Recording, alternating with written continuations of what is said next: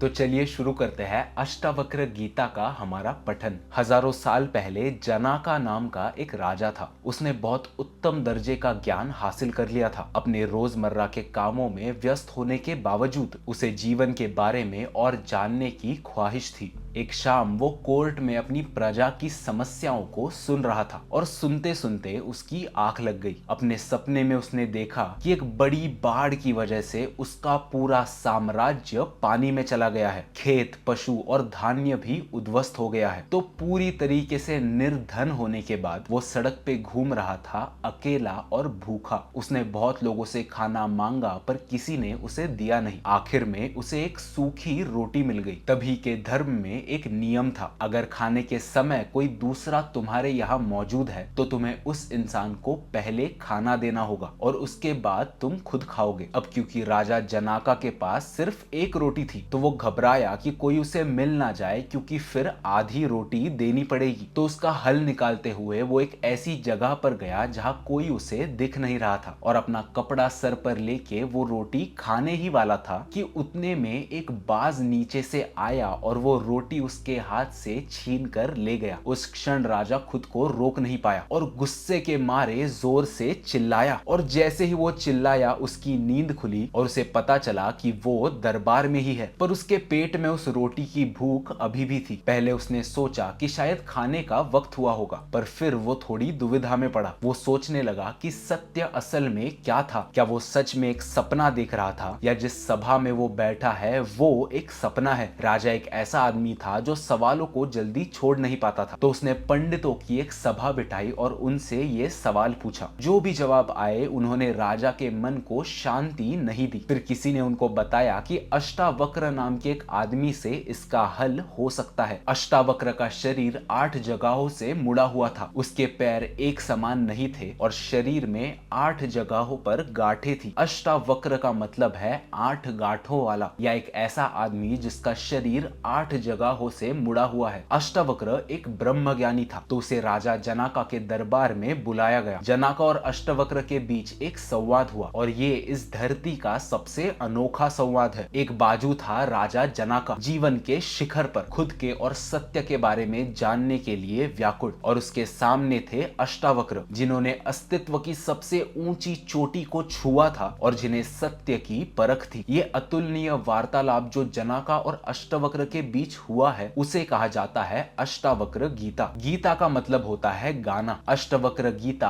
अष्टावक्र की जिंदगी का गाना है। कृष्ण ने अर्जुन को भगवत गीता युद्ध भूमि के बीच दी थी। राजा जनाका को यह ज्ञान उसके शाही निवास और बहुत ही शांत वातावरण में मिला है। जब अष्टावक्र को महल में लाया गया, बहुत लोग उसका शरीर देखकर हंसे। वो सोच रहे थे कि ये परम ज्ञान के बारे में हमें क्या ही बताएगा। पर राजा जनाका एक सतर्क आदमी थे। वो अष्टावक्र के भीतर की तेज और रोशनी देख पा रहे थे, जो कि ज्यादातर लोगों के लिए करना मुश्किल होता है। लोग अक्सर चमकता बाहरी रूप देखकर आदमी को पहचानते हैं और उसके बीच वो भीतर के दिए को देखना भूल जाते हैं। अष्टावक्र गीता उस इंसान के लिए नहीं है जिसने अध्यात्म ढूंढना शुरू ना किया हो। ऐसा इसलिए है क्योंकि इसे पढ़ने से जीवन के बहुत से रास्ते खुलने वाले हैं। कुछ पाने के लिए तुम्हें उसके काबिल बनना पड़ता है। अगर कोई तुम्हें कपड़े दे रहा है तो वो तुम्हें बैठने चाहिए, नहीं तो ऐसे कपड़ों का क्या फायदा। वैसे ही अगर तुम कुछ पीते हो तो तुम्हें वो पीकर अपने सिस्टम में रखना आना चाहिए, नहीं तो वो कितना भी अच्छा हो पर तुम्हारे काम का नहीं। ज्ञान, संबंधिता यानी रेलेवेंस और श्रद्धा ये जीवन के बहुत महत्वाकांक्षी भाग है। इनके सिवाय जिंदगी आगे बढ़ नहीं सकती। तो अष्टावक्र गीता के साथ भी कुछ योग्यता जरूरी होती है इस ज्ञान को प्राप्त करने के लिए। अगर तुम मेडिकल कॉलेज जा रहे हो तो तुम्हें कम से कम अल्फाबेट्स पढ़ना आना चाहिए। सोचो अगर तुम कभी स्कूल में उतने पढ़े ही नहीं तो वहां जाकर क्या करते। तो ब्रह्म जनना के साथ भी कुछ वैसा ही है। सबसे ऊंचे दर्जे का अद्भुत ज्ञान, हमें उसे पढ़ने के लिए कुछ चीजों को आत्मसात करना होगा। शुरुआत के लिए सिर्फ एक डिसिप्लिन्ड आदमी को ही ये ज्ञान मिलेगा जिसे जीवन के प्रति श्रद्धा है और जो शरीर के प्रति अनुशासित यानी डिसिप्लिन्ड है। जब हम डिसिप्लिन के बारे में सोचते हैं हम सोचते हैं अपने शरीर के बारे में। खाना, नहाना, सही टाइम पर सो जाना और हेल्दी रहना। पर डिसिप्लिन है हमारे शरीर की सुनना और ना कि हमारे ख्वाहिशों की। थोड़ा खाने के बाद पेट भर जाता है, पर उस पे कुछ मीठा दे दिया जाए तो वो हम खा लेते हैं और फिर थोड़ा और खा लेते हैं। ऐसा करते करते अगले दिन हम बीमार हो जाते हैं, और ये इसलिए है क्योंकि हमने हमारे बॉडी की नहीं सुनी, बल्कि जीभ यानी टंग के लालच को राज करने दिया। हमारे शरीर का अपना डिसिप्लिन है, बस उसको सुनना आपके लिए मोर देन इनफ है। कुछ लोग अपने खाने की आदतों से इतने खिंचे हुए हैं कि अब दो तरह के प्रकार बन गए हैं। इससे वो अपने शरीर को बिगाड़ रहे हैं, क्योंकि तुम्हारा शरीर तुम्हारी सुनता है। अगर तुम उसे फिक्स टाइम पे वही खाना दोगे तो वो उसे छोड़कर और कोई खाना मंजूर नहीं करेगा। ऐसा बिल्कुल मत सोचो कि तुम्हारे पास एक डिसिप्लिन शरीर है। एक इंसान कई महीनों के लिए सिर्फ कच्ची सब्जियां खा रहा था, फिर जब उसके बाद वो और कुछ खाने गया तो उसकी बॉडी उसे एक्सेप्ट ही नहीं कर पाई। अगर कोई इंसान सिर्फ दूध पी रहा है तो उसके शरीर को उस चीज की आदत पड़ जाती है। उन्होंने अपने बॉडी की डाइजेस्टिव को रोक लिया है, मतलब उसकी चीजें बर्दाश्त करने की क्षमता कम हो गई है। आसन के साथ भी वैसा ही है। अगर तुम पद्मासन में बैठने की क्षमता नहीं रखते तो तुम्हारे जॉइंट्स थोड़े टाइम बाद जकड़ने वाले हैं। ये याद रखना कि तुम सब नहीं कर सकते। थोड़े से शुरुआत करो और धीरे धीरे अपने शरीर को उस डिसिप्लिन में ले जाओ। दूसरी बात, आपके शब्दों और बोली में भी डिसिप्लिन की मांग है। ऐसा कुछ मत बोलिए जो सामने वाले के दिमाग में एक दुर्भाव जगाए। कुछ लोग ऐसे भी होते हैं जो तुम्हारे बिना बोले भी गुस्सा हो जाए। तुम उनके लिए जिम्मेदार नहीं हो। ये शपथ लो कि अगले 5 दिनों के लिए तुम कोई भी बुरी चीज नहीं बोलोगे, किसी को तुम्हारे शब्दों से बुरा महसूस नहीं कराओगे, क्योंकि भगवान हर एक के दिल में पलता है। एक ऐसा इंसान जिसके शब्द और बोली शुद्ध है, वही पढ़ने के पात्र है अष्टावक्र गीता को। एक इंसान जो ऐसा नहीं करता या नहीं कर सकता, उसके शब्द दूसरे इंसानों को चुभेंगे, जो कि एक शैतानी शस्त्र है जब इंसान को गुस्सा आए। ये है दूसरा discipline, discipline of the speech. तुम देखोगे कि जब तुम इसे अपने जीवन में शुरू करो, तुम्हें बुरी चीजें बोलने का मौका ही नहीं मिलेगा। सिर्फ आवाज में एक हल्का बदलाव काफी होगा चीजों को नियंत्रण में लाने के लिए। सच ये है कि तुम्हें लोगों पर चिल्लाने की कोई जरूरत नहीं है। हमें ऐसा लगता है कि हमें गुस्सा दिखाना चाहिए, और गुस्से का दर्शाव करने के लिए किसी अभद्र शब्द की जरूरत नहीं है। ऐसे अनुभव हमारे आसपास होते रहते हैं। लोग कहते हैं कि हमारी जीभ की कोई हड्डी नहीं होती। यही सच्चाई है, और इसी की वजह से वो जो चाहे बोल सकती है। हम अपनी जीभ से लोगों को चाटे मारते रहते हैं। यही बर्ताव हमारे जीभ की शक्ति का दुरुपयोग करना है। हमें ये जीभ परमात्मा द्वारा दी गई है लोगों के मन को शांत करने के लिए, और ना कि उसमें उथल पुथल मचाने के लिए। शब्दों का सही उपयोग है क्रांति घटित करना, और हम है कि उन्हें पत्थर बनाकर दिलों को तोड़ रहे हैं। हमें ये अच्छा बर्ताव हमारे दिमाग में लाना होगा। शांत रहने का असली मतलब यही है कि एक इंसान जाने कि उसके शब्द कितना बड़ा महत्व रखते हैं। अगर कोई इंसान एक ऐसी मांग कर रहा है जिसे तुम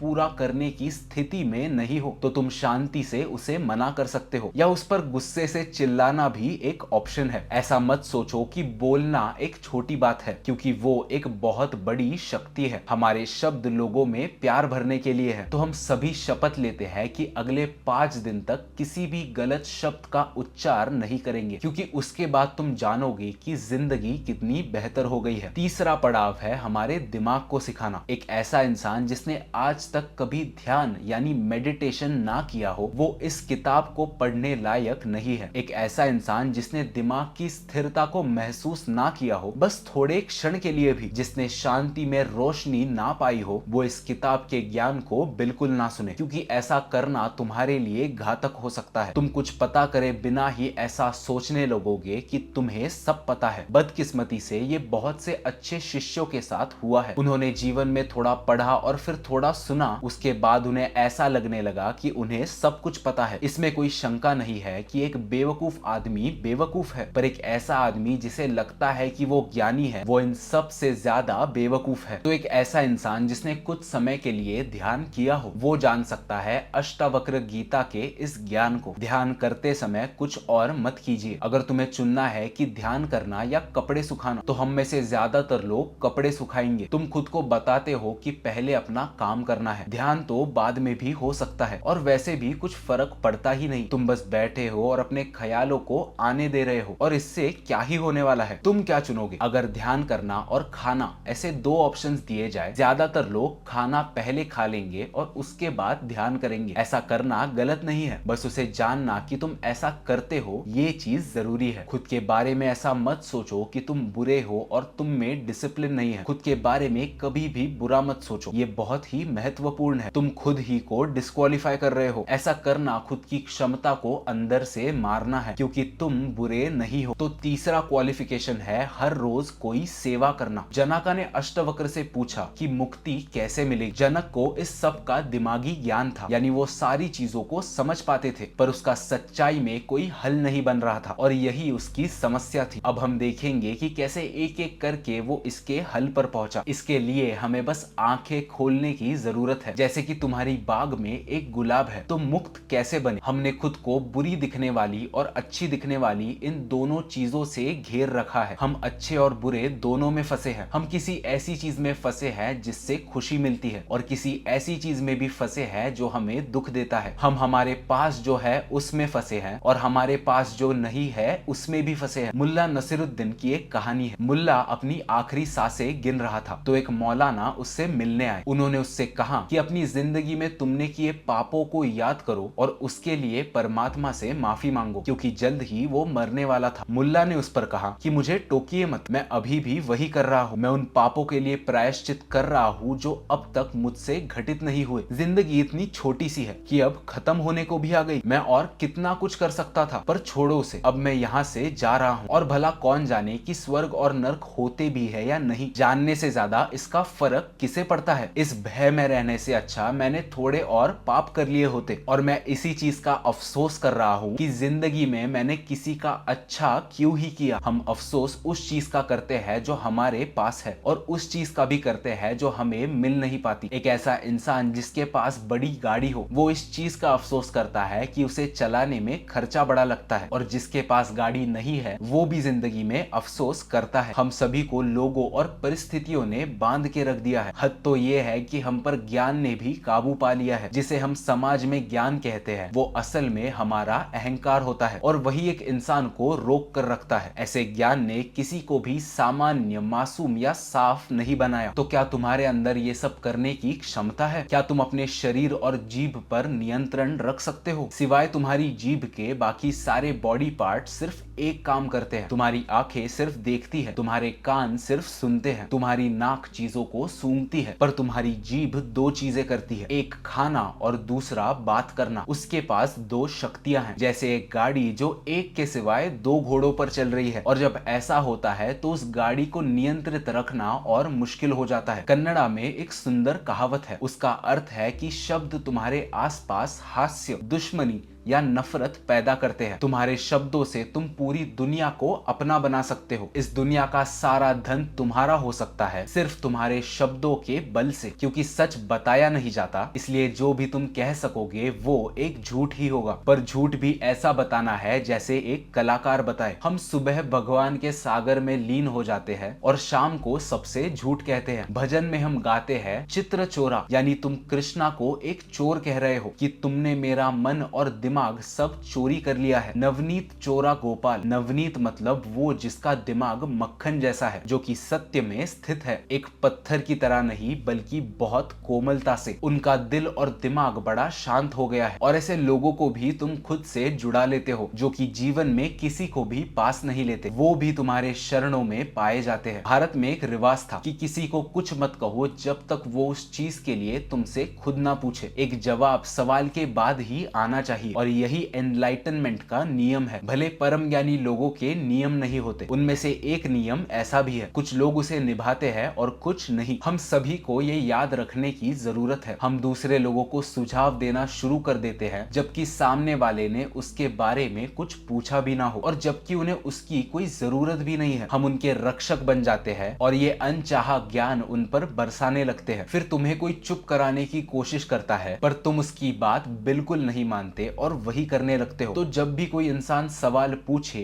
केवल तब ही जवाब दो, और वो सवाल भी एक ऐसे तरीके से पूछा जाना चाहिए। कोई चीज जो पूछी नहीं गई है उसका जवाब मत दो, और अगर सामने वाले ने कोई सवाल बिना तुम्हें इज्जत दिए पूछा है तो उसका भी जवाब मत दो। कोई भी इंसान तुमसे जवाब की मांग नहीं कर सकता, और अगर कोई ऐसा करे तो उन्हें कभी भी जवाब मत देना। बस अपनी जगह पर शांति से बैठे रहना। एक ऐसा इंसान जो तुमसे जवाब की अपेक्षा करता है उसने अपने कानों को निकाल कर रख दिया है, यानी कि वो सुनने की स्थिति में नहीं है। वो सवाल उसकी मन की जिज्ञासा से नहीं आ रहा, बल्कि किसी द्वेष, समस्या या दर्द से जाग रहा है। नियम कहता है कि ऐसी स्थिति में सामने वाले को जवाब नहीं देना चाहिए। हमें बस मुस्कुराना है और ऐसा बर्ताव करना है कि ये सवाल सही समय पर पूछा नहीं गया था। कभी भी गलत परिस्थिति में किसी सवाल का जवाब मत देना। राजा खुद अष्टावक्र को लेने आए थे और दरबार में उन्हें एक बहुत ऊंचे दर्जे पर बिठाया गया, और फिर राजा जनाका ने अष्टावक्र से कहा, ओ मेरे देवता, मेरे जैसे बहुत लोग तुम्हें भगवान कह सकते हैं क्योंकि तुम साक्षात भगवान ही हो, पर इसी भाव के साथ तुम्हारे तरफ एक प्रियता होना भी जरूरी है। जनाका कहते हैं कि सम्मान और प्यार का समभाव ही एक शिष्य को बनाता है। एक शिष्य के स्वभाव में सिर्फ सम्मान ही नहीं है, बल्कि उसके साथ प्यार की भी उतनी ही जरूरत है, क्योंकि अगर सिर्फ आदर हो तो तुम में और गुरु में एक दूरी बन जाती है, और जहां अंतर है वहां सही तरीके से वार्तालाप नहीं हो सकता। वहां प्यार नहीं है, इसलिए ज्ञान बह नहीं सकता, क्योंकि वो एक शिष्य का रूप है ही नहीं। एक शिष्य वो होता है जिसे गुरु के प्रति सम्मान और स्नेह भाव दोनों साथ में हो। जनाका ने कहा कि उसने बहुत से लोगों का ज्ञान सुना है, पर वो सब उनके लिए एक कहानी जैसा था। तो उसने सोचा कि अगर सब एक कहानी ही है तो मुझे ज्ञान की प्राप्ति कैसे होगी। तो इसी सवाल के साथ अष्टावक्र ने बात शुरू की, कैसे तुम्हें आजादी मिलेगी। अगर तुम्हारे पास कोई छोटी जिम्मेदारी है, ये देखो कि कैसे तुम उससे जुड़ जाते हो। अगर तुम्हें बच्चों को स्कूल लेने जाना है, या बेटी की शादी करानी है, या कोई छोटा काम भी करना है, भला हम कुछ भी करें पर फिर भी छोटी छोटी चीजों में खुद को उलझा लेते हैं। एक जिम्मेदारी हमें दी जाती है और फिर उसी में हम खुद को जकड़ लेते हैं। एक राजा के बारे में सोचो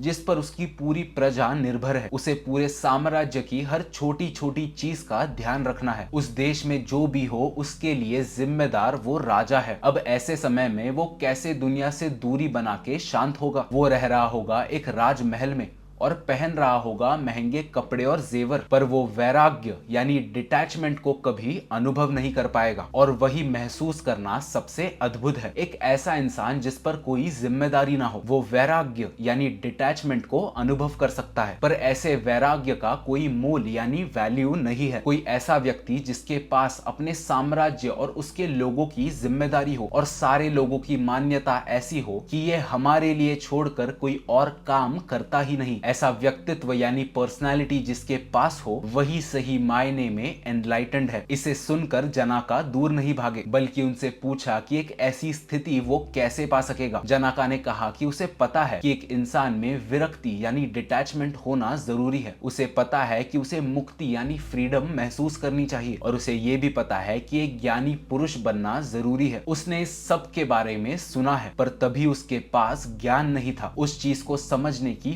पात्रता यानी कैपेसिटी उसमें नहीं थी। उसे इन चीजों के बारे में और जानना था। ये सुनकर अष्टावक्र अपना भाषण शुरू करते हैं, जो कि हम जानेंगे हमारे अगले वीडियो में। तब तक के लिए आज जो हमने सुना उसे अपनी जिंदगी में जितना हो सके उतना आत्मसात करने की कोशिश करिए। बाकी मिलते हैं इसके अगले चैप्टर में।